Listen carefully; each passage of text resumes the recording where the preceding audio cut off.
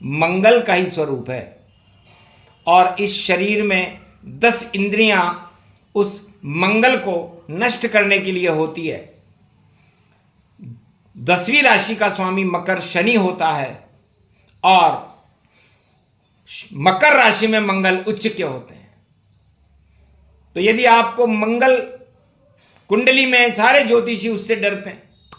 स्त्रियों के मंगल होना तो बहुत अशुभ होता है, क्योंकि मंगल तो उसका मांगल्य है, उसका पति है।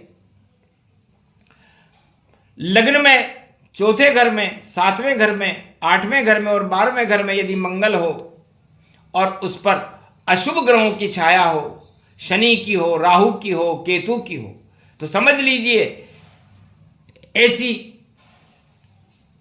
बालिकाओं का वैवाहिक जीवन बिल्कुल खराब रहता है, क्योंकि मंगल पाप की छाया में आ जाता है।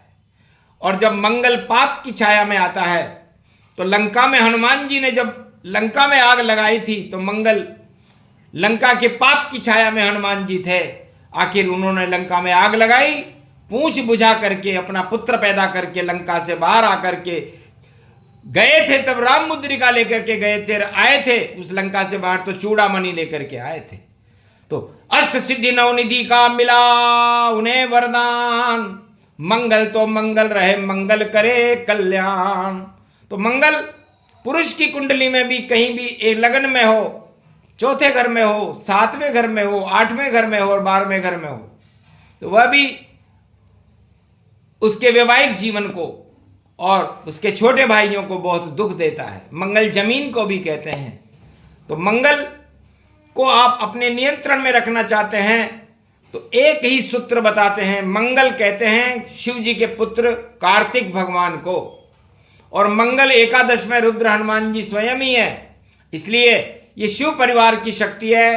तो जब कुंडली में मंगल दोष पीड़ित हो, तो लड़का हो या लड़की, उसे कार्तिक भगवान की शरण में जाकर उनके मंत्रों का पाठ करना चाहिए, उनके दर्शन करने चाहिए या हनुमान जी के दर्शन करने चाहिए और उनसे मंगल दोष हटाने की प्रार्थना करनी चाहिए। क्योंकि मंगल आपके जीवन, आपकी शरीर की शक्ति है। ये शक्ति यदि निस्तेज हो जाए, कमजोर हो जाए, तो फिर आपकी शरीर की शक्ति क्षीण हो जाएगी। और मंगल उसका तेज है, अतुलित बल कहते हैं उसको, इसलिए अतुलित बलधाम हेम शैलाबदेही धनुजवन कृशानु ज्ञानी नाम अग्रगण्यम सकल गुण निधानम वानराणाम धीश रघुपत प्रिय भक्तवात जात नमामि। सुंदरकांड का पहला श्लोक जिनके भी मंगल दोष हो, लड़का हो या लड़की, उन्हें पढ़ना चाहिए।